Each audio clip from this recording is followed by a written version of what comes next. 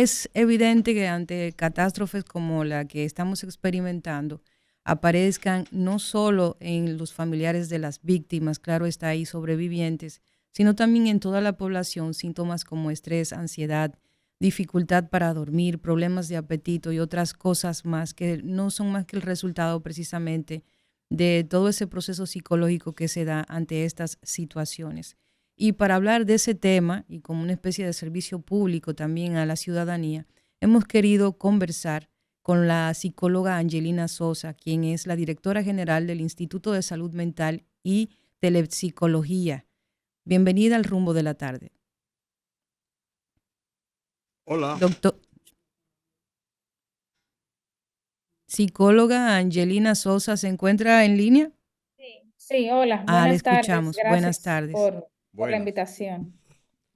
El país está conmovido, no cabe dudas. Si nos ponemos al unísono, tendríamos que hacer fila frente al Estadio Quisqueya para consultarnos, es la verdad.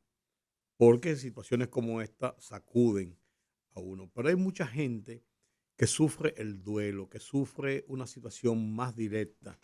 En la parte colectiva, pero en la parte individual, ¿qué aconsejan los psicólogos en estas situaciones? Y así es, tal cual, todo el país, dominicanos, personas también extranjeras que se solidarizan con nuestro país, están sintiendo esta tragedia. Y aunque no tengamos, pues, personas directamente relacionadas que han tenido un final trágico, sin embargo, ver las noticias, la cantidad de personas, pues nos ha afectado a todos de manera considerable. Alguna de las cosas que se recomienda en este momento es pues permitirle un espacio a cada una de las personas que han perdido familiares, amigos allí, permitirles su espacio de desarrollar su duelo a su manera. Algunas personas tendrán llantos, algunas personas pues querrán hablar, tendrán pensamientos, ideas de recuerdo de esa persona y pues no debemos limitar esas expresiones, esos sentimientos que expresen cada una de ellas. Entonces, acompañar, el estar presente para cada una de ellas, escuchar, no es necesario justificar el hecho, no es necesario buscar culpables en este momento, sino simplemente estar, acompañar y permitir que las personas que tengan ese sentimiento del dolor lo expresen de alguna manera. Algunas personas lo expresan hablando, otras personas lo expresan a través de la espiritualidad, de oraciones. Vemos que otras personas más jóvenes lo expresan también de otras maneras, con cantos, con su cuerpo, los niños inclusive con dibujos. Pero hay que permitir la expresión de esos sentimientos, así sean dolorosos, porque solamente permitir sentirse y expresarlo es la manera que vamos a tener ahora mismo de sanar. Licenciada, ayer me preguntaba uno de mis hijos, son adolescentes criados en una cultura completamente diferente, donde quizás la empatía se ha perdido un poco, o no entienden muy bien, en cierta forma, por qué vivimos este duelo generalizado. Y me decía, pero tú conocías a alguien de ahí, y yo le trataba de explicar el por qué, aunque no le conocía, me ponía en la posición de la gente que se encontraba pasando por eso y ese sentido de nación que se vive cuando pasan cosas como esa. ¿Qué, qué pasa en la población que se siente afectada? Ese nivel de empatía, ¿qué podemos esperar? Que la gente entienda que es algo completamente natural, qué síntomas se presentan en la población, que mucha gente diría, bueno, pero no, ningún familiar tuyo sufrió, no perdiste a nadie, ¿qué podemos esperar? Y que la gente, por ejemplo, que escucha sepa que son síntomas, y se puede decir de alguna forma, o reacciones completamente naturales. Claro. Una persona que haya presenciado o tenido información de la tragedia, así sea que no haya estado personalmente, pero que lo ha obtenido por las noticias, por los videos, por las informaciones que le llega, también tiene un impacto traumático en su vida. Pues la naturaleza humana nos hace sensibles ante este tipo de eventos. Tampoco quiere decir que juzguemos a la persona que no muestre la misma sensibilidad. No quiere decir que no entienda o no comprenda. Simplemente quizás ha estado en una etapa de la vida o no ha tenido la suficiente información o no ha logrado empatizar, pero no quiere decir que está mal. Si muchas personas ¿verdad? Que nos sentimos también afligidos y muy empáticos con la situación, vamos a tener reacciones emocionales propias de haber vivido un evento traumático. ¿Cuáles son esas? Y esto es importante que sepan que no solamente lo vamos a tener hoy o mañana, es posible que nosotros tengamos hasta 2 semanas con este tipo de sentimientos y reacciones y que quizás en la próxima semana digamos, ¿por qué me siento así todavía? Podemos tener alteraciones de nuestro estado de ánimo. Algunas personas se van a poner muy tristes y van a querer aislarse, otras se van a volver muy irritables y agresivas y sensibles por cualquier cosa, como decimos, por cualquier detalle se va a alarmar o irritar. También es posible que tengamos personas con alteración del sueño, personas o que duerman mucho o regularmente que les cueste dormir, con alteración del apetito, que sientan que no tienen hambre o que comen en demasía. También alteraciones de la atención y la concentración. O sea, ya estamos viendo que en nuestras áreas de trabajo nos está haciendo difícil trabajar. No me concentro, iba para un sitio y luego no sé para dónde iba, me perdí. También puede ocurrir en los estudios, no puedo leer, no puedo concentrarme o atender la clase. O también podemos encontrar personas que se le puede olvidar algo, en memoria, si sea de corto plazo. Y también personas que han tenido pérdidas cercanas, importantes, o que han tenido pérdidas, aunque haya sido un tiempo anterior, pero que fue de impacto importante en su vida. Esto puede volver a despertar esos sentimientos de tristeza, de duelo, de pérdida que vivieron anteriormente. Entonces, esto es muy importante que lo tengamos en cuenta. Es posible, como decía, que nosotros veamos una persona que actualmente lo veamos aparentemente normal y que las reacciones emocionales surjan posteriormente, porque cada persona reacciona al evento trágico de manera diferente o en tiempos diferentes. O personas que las repercusiones van a continuar a mediado o largo plazo y no encuentre una razón lógica en el sentido de que no estuve allí o no tuve nadie cerca, pero es que los eventos traumáticos afectan no solamente a la persona que estuvo presencialmente o a sus familiares, sino con la magnitud del hecho a toda la comunidad, porque de alguna manera estuvo vinculada a la noticia o al hecho. Doctor, Entonces, esto es importante.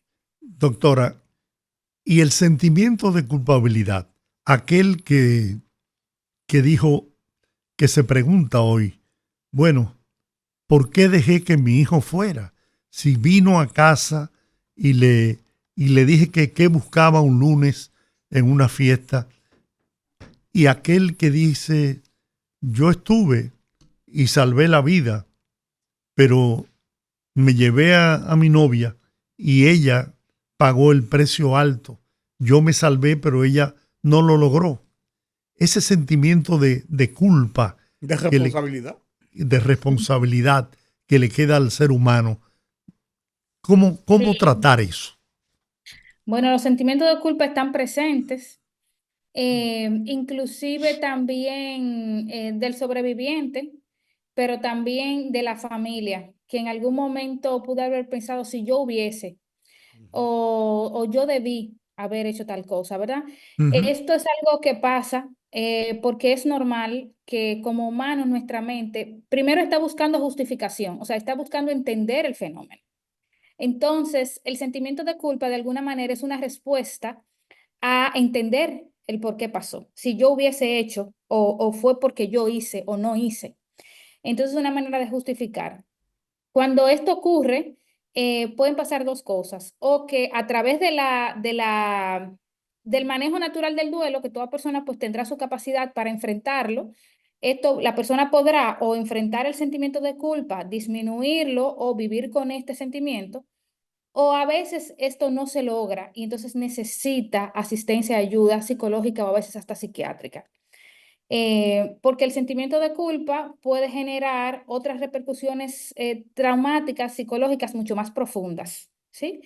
Inclusive de una depresión profunda, de minusvalía, hasta de sentimiento de no querer vivir y este tipo de cosas. Entonces, cuando esto ocurre, es necesario buscar ayuda profesional. Que aquí es importante decir algo. Miren, los eventos, el duelo, como un evento natural de la vida, se esperaría que las personas tengan de manera natural herramientas para afrontarlas, ¿verdad? Mm. Y los profesionales de la salud mental estamos para ayudar y facilitar este proceso. Cada persona logra sobreponerse a su proceso de duelo de manera diferente, pero posteriormente a esta tragedia, pasado un tiempo, donde se esperaría que oportunamente cada quien se reinserte en sus actividades laborales, profesionales, etcétera, y no logra hacerlo, es una alerta inmediata para buscar ayuda profesional. Antes, ¿Por qué? Sí. perdón. No, yo iba a decir que antes, ahí mismo, antes la gente tenía como cierto prurito en ir al psiquiatra, en ir al psicólogo, porque me etiquetan o se autoetiqueta. Ya eso se ha ido perdiendo, pero realmente la gente entiende realmente que ese es el camino o tiene que esperar o la familia o los amigos o cualquiera ver el destello de una crisis en progreso para entonces acudir a buscar esa ayuda. Claro, el estigma hacia la salud mental sigue presente. Pero Podemos decir, ha cambiado mucho, ¿eh? sí, ha cambiado mucho, sin embargo, aún permanecen muchas Sí. personas ese estigma hacia la salud mental, claro que sí. Y lo que decimos es esto, no hay que esperar el último momento para buscar ayuda, Ujú. tal cual usted señala. Sin embargo, sí hay que mantener los familiares, mantenerse alerta aún a pesar de haber buscado ayuda, continuar, o sea, no minimizar lo que la persona puede sentir o su comportamiento tiempos después. Porque pasa que por el hecho, por el impacto social, ahora mismo la persona tiene disponible, digamos, apoyo emocional, todo esto, durante un tiempo y luego deja, y luego surgen otros eventos, otra conducta, otros pensamientos que pueden ser peligrosos y entonces, ¿verdad? Quizá ahí la persona no preste atención y no busque ayuda a tiempo. Lo que quiero decir es esto, es que la ayuda de salud mental no va a ser nada más por hoy, por mañana.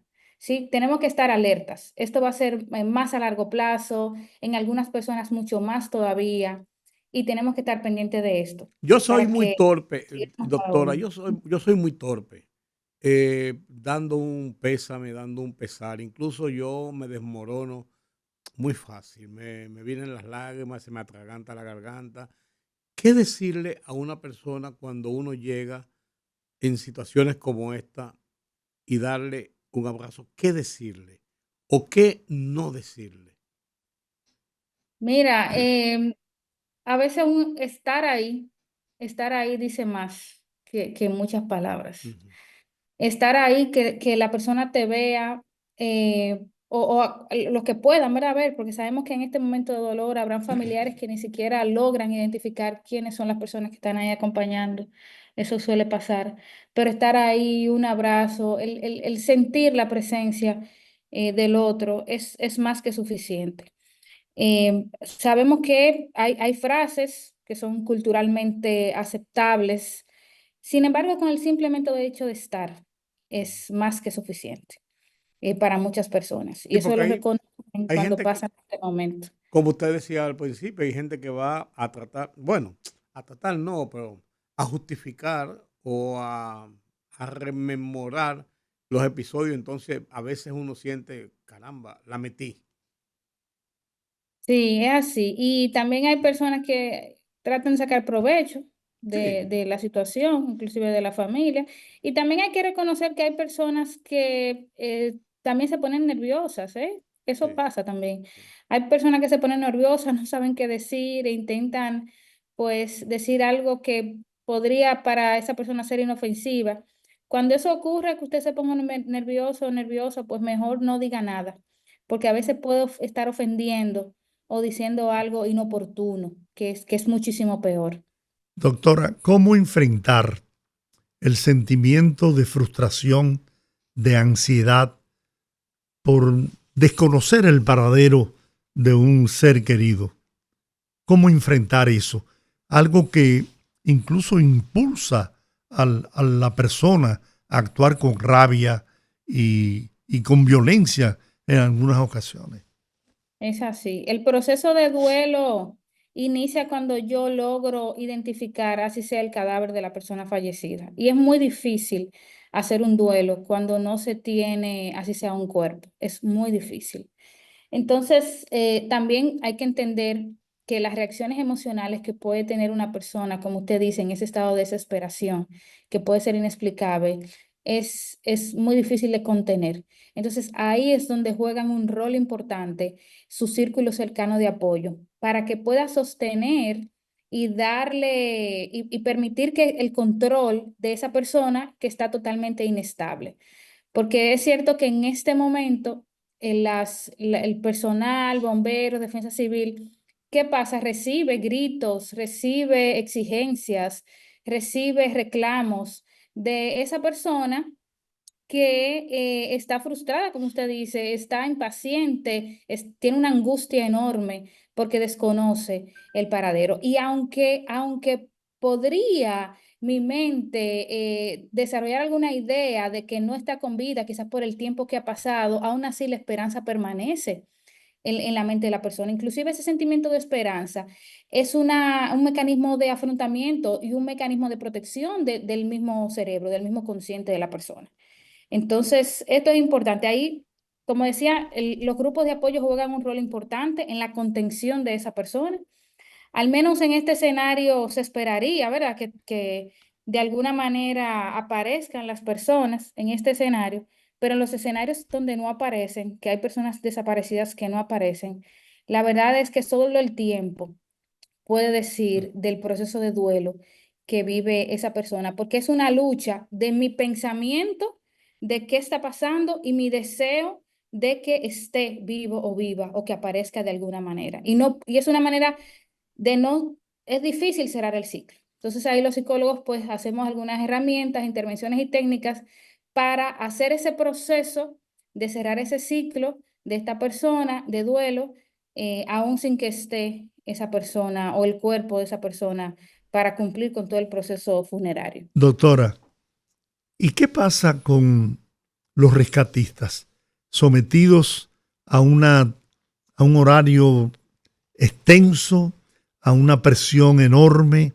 a una tensión, al reclamo de la gente? ¿Qué puede pasar con esa gente que de manera voluntaria se ha entregado en cuerpo y alma para tratar de salvar vidas? Ujú. Los rescatistas deben de tener inmediatamente, pues terminen su turno, espacios para el manejo de la crisis. Y inclusive hay programas específicos de apoyo a salud mental a ellos una vez terminado el desastre, donde se aplican técnicas de intervención de apoyo psicosocial a ellos. También hay algunas recomendaciones de buenas prácticas, como establecer turnos, establecer espacios en que en los momentos de los turnos libres puedan tener un momento pues de desahogo, de liberación del estrés y posteriormente también con sus familias. Se espera que también con las familias de ellos luego hay un espacio también que les permita el buen actuar para luego recibir a estas personas que estuvieron en el desastre. Tengo entendido que la Defensa Civil tiene un equipo de psicólogos que Y el brinda Ministerio de Salud Pública, el el Ministerio doctor de Salud Pública, Víctor, el COE, así es. Y así que estas personas también deben recibir apoyo porque el evento a ellos le afecta de primera mano. el Es doctor Víctor mucha Atala, presión. ministro de Salud Pública, anunció en la penúltima rueda de prensa que el ministerio tenía un equipo especializado de, según sus palabras, excelentes profesionales de la conducta humana para ponerlo al servicio de todo aquel que lo necesitara. Correcto. Ujú. Licenciada, Sí, ustedes en ISAM han habilitado una línea familiar para acompañamiento y apoyo de las familias y amistades ante la tragedia. ¿De qué se trata? ¿Cómo funciona? ¿Cómo se puede acceder a ella? claro que sí. Mira, la línea familiar fue una línea de ayuda que surgió en la emergencia del COVID y que se ha mantenido hasta ahora. Es un equipo que tenemos experiencia en intervención en crisis y emergencias, en otras emergencias del país, en apoyo psicosocial, y esta línea ha sido auspiciada por el UNICEF, que ha estado justo para brindar apoyo a niños, niñas, familias en situaciones de emergencia como abuso, violencia, y pues se activa cada vez que hay una emergencia de este tipo. Es un servicio que es gratuito, que es seguro, que es confidencial, que las personas pueden acceder por WhatsApp, por chat de WhatsApp o por chat de DM, de Instagram, de Facebook, que pueden acceder a esta. Como les digo, se ha mantenido la línea familiar durante todos estos años, desde el COVID, y se sigue manteniendo en apoyo. Pasa que el equipo de emergencias de salud pública de los organismos están apostados allá en el lugar, pero hay muchas personas que estamos hoy día trabajando, que estamos en nuestro diario vivir, el resto de dominicanos y dominicanas, que también estamos impactados por la pandemia, por la emergencia de este desastre y que también estamos impactados. Entonces, Línea Familiar está disponible también para estas personas, como un recurso más de apoyo de lo que ya el país, el Ministerio de Salud Pública y las demás organizaciones tienen puestos de manera presencial. Línea Familiar está disponible de manera virtual y remota para todas las personas que quieran hablar, desahogarse, conocer cómo enfrentar también esta situación traumática.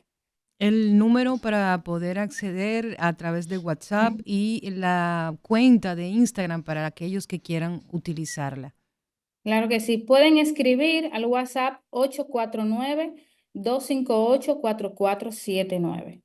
849-258-4479. Allí psicólogos estarán disponibles atendiéndoles, es un número único. Y por Facebook e Instagram, Línea Familiar RD. Línea Familiar RD. Es seguro, es gratis y sobre todo confidencial para aquellas personas que se quieran animar en este momento a llamar para recibir asistencia psicológica en línea, pues ahí tienen las informaciones. No me perdonaría si no le hago esta pregunta para escuchar su valiosa respuesta. ¿Podría un trauma como el que hemos vivido inducir a una persona a cometer suicidio? Bueno, un trauma, un duelo no resuelto puede llevar a una persona a padecer una depresión. Y la depresión es la principal causa de los intentos de suicidios y los suicidios consumados. ¿Y cómo se puede enfrentar eso? Bueno, lo primero es buscando ayuda profesional, dándole seguimiento a la persona, pues la depresión no ocurre inmediatamente, sino que hay un proceso primero. Hay un proceso que es el esperado, ¿verdad? De tristeza, de afrontamiento a la adversidad.